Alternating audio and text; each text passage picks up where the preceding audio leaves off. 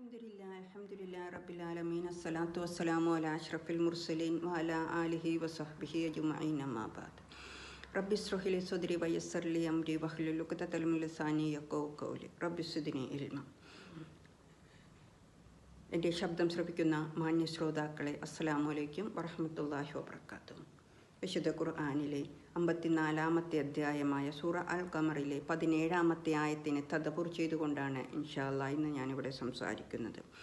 അഊദു ബില്ലാഹി മിനശ് ശൈത്വാനിർ റജീം. ബിസ്മില്ലാഹിർ റഹ്മാനിർ റഹീം.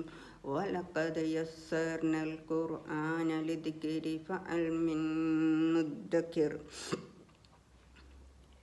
തീർച്ചയായും ആലോചിച്ച് മനസ്സിലാക്കാൻ ഖുർആനെ നാം എളുപ്പമുള്ളതാക്കിയിരിക്കുന്നു. എന്നാൽ ആലോചിച്ച് മനസ്സിലാക്കുന്നവർ ആരെങ്കിലുമുണ്ടോ? വിശുദ്ധ ഖുർആൻ മനഃപ്പാഠമാക്കുവാനായിട്ട് അള്ളാഹു വളരെ ലളിതമാക്കിയിരിക്കുകയാണെന്നാണ് പറയുന്നത്. മുൻ വേദഗ്രന്ഥങ്ങളുടെ അനുയായികൾക്ക് അവരുടെ മുഴുവൻ ഗ്രന്ഥവും തോറ, ഇഞ്ചീൽ, സബൂർ എന്നിങ്ങനെയുള്ള ഗ്രന്ഥങ്ങൾ മനഃപ്പാഠമാക്കുവാനുള്ള പദവി ലഭിച്ചിരുന്നില്ല. എന്നാൽ ഒരു അക്ഷരം പോലും നഷ്ടപ്പെടാതെ ഖുർആൻ മുഴുവനും ഓർമ്മയിൽ സൂക്ഷിക്കുവാൻ കുട്ടികൾക്ക് പോലും അവൻ എളുപ്പമാക്കി എന്നത് മുസ്ലിങ്ങൾക്ക് നൽകിയിട്ടുള്ള പദവികളിൽ ഒന്നാണ്. ലോകത്തിൻ്റെ എല്ലാ പ്രദേശങ്ങളിലും എല്ലാ കാലഘട്ടത്തിലും എല്ലാ തലങ്ങളിലുമുള്ള ആളുകളും അവരുടെ കുട്ടികളും കഴിഞ്ഞ 1400 വർഷങ്ങളായി ലക്ഷക്കണക്കിന് ആളുകളുടെ ഹൃദയങ്ങളിൽ ഖുർആൻ സംരക്ഷിക്കപ്പെട്ടിരിക്കുന്നു. ബുദ്ധിയും വിജ്ഞാനവുമുള്ള ഒരു വ്യക്തിക്ക് അതിൻ്റെ ഉള്ളടക്കത്തിൽ നിന്നും പ്രയോജനം ലഭിക്കുന്നത് പോലെ പ്രസക്തമായ ശാസ്ത്രങ്ങളിൽ വൈവിധ്യമില്ലാത്ത ഒരു സാധാരണക്കാരനും അള്ളാഹു ഖുർആനെ വളരെ ലളിതമാക്കിയിരിക്കുന്നുവെന്ന് ഈ വാക്യം അർത്ഥമാക്കുന്നു. അതിലെ ഉപദേശങ്ങളും മുന്നറിയിപ്പുകളും സ്വന്തം തലത്തിൽ അവന് പ്രയോജനപ്പെടുത്താം. ചിലർ ധരിക്കാറുള്ളതുപോലെ അല്പസ്വല്പമായ അറബി ഭാഷ പരിചയം സിദ്ധിക്കുമ്പോഴേക്കും ഖുർആൻ്റെ അർത്ഥവും ആശയവും വേണ്ട പോലെ മനസ്സിലാക്കുവാൻ സാധിക്കുമെന്ന് ഇതിനർത്ഥമില്ല. ഇസ്ലാമിൻ്റെ ഗുണകാംക്ഷികളായി വേഷം കെട്ടിക്കൊണ്ട് ഖുർആൻ വിമർശിക്കുവാനും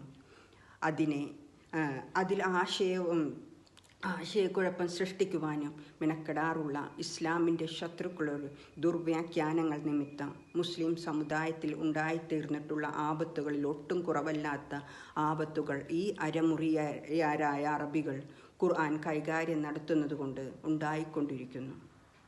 യഥാവിധി ഖുർആൻ മനസ്സിലാക്കുവാൻ ആവശ്യമായ സാങ്കേതിക വിജ്ഞാനങ്ങൾ പലതുണ്ട്. അവയെല്ലാം കരസ്ഥമാക്കിയിരുന്നാൽ തന്നെയും തുറന്ന ഹൃദയവും സത്യദീക്ഷയും ഇല്ലാത്ത പക്ഷം ഖുർആൻ്റെ മഹത്വം കണ്ടെത്തുവാനോ അതിലെ വിജ്ഞാന മാധുര്യം ആസ്വദിക്കുവാനോ കഴിയുന്നതല്ല. ആശയങ്ങളും അർത്ഥങ്ങളും മനസ്സിലാക്കുവാനും മനഃപ്പാഠമാക്കുവാനും ഖുർആനിലെ പദങ്ങൾ അള്ളാഹു നമുക്ക് വളരെ ലളിതമാക്കിയിരിക്കുന്നു. പദങ്ങളിലേറെ സത്യവും വിശദീകരണങ്ങൾ ഏറെ വ്യക്തവുമാണ്.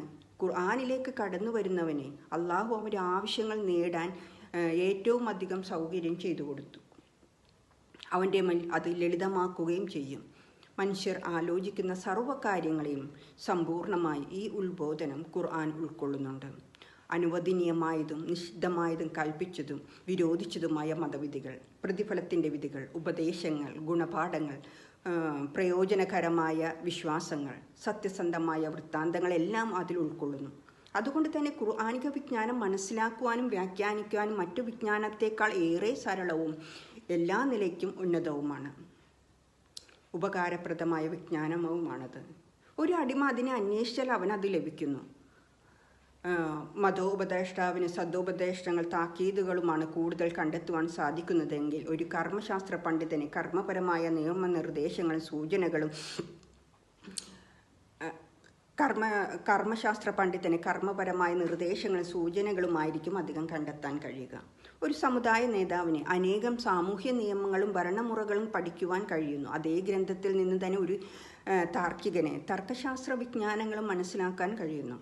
ഭയഭക്തിയും പരലോക വിശ്വാസവും അടിയുറച്ചു കഴിഞ്ഞിട്ടുള്ള ഒരു വ്യക്തിക്ക് സത്യവിശ്വാസവും സന്മാർഗവും അത് വർദ്ധിപ്പിച്ചുകൊണ്ടേയിരിക്കുന്നു.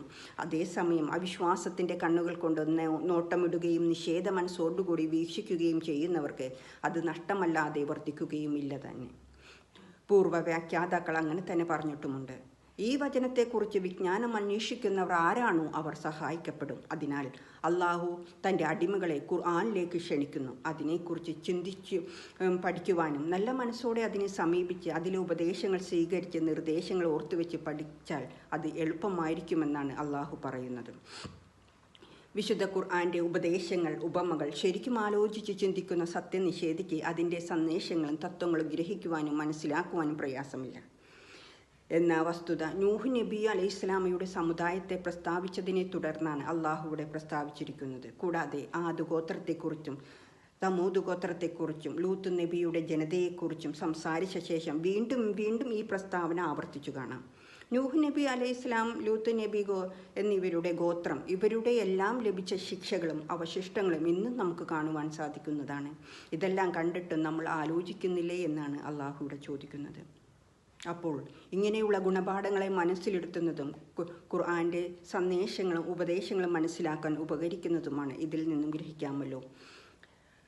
ഇബ്നു അബ്ബാസ് റളിയല്ലാഹു പറയുന്നു, അള്ളാഹു ആദമിൻ്റെ മക്കൾക്ക് ഖുർആൻ എളുപ്പമാക്കിയില്ലായിരുന്നുവെങ്കിൽ അവരിൽ ഒരാൾക്കും തന്നെ അള്ളാഹുവിൻ്റെ സംസാരം തൻ്റെ നാവുകൊണ്ട് ഉച്ചരിക്കുവാൻ സാധിക്കില്ലായിരുന്നു എന്നാണ് ഇബ്നു കഥീർ തൻ്റെ ഗ്രന്ഥത്തിൽ പറഞ്ഞിരിക്കുന്നത്.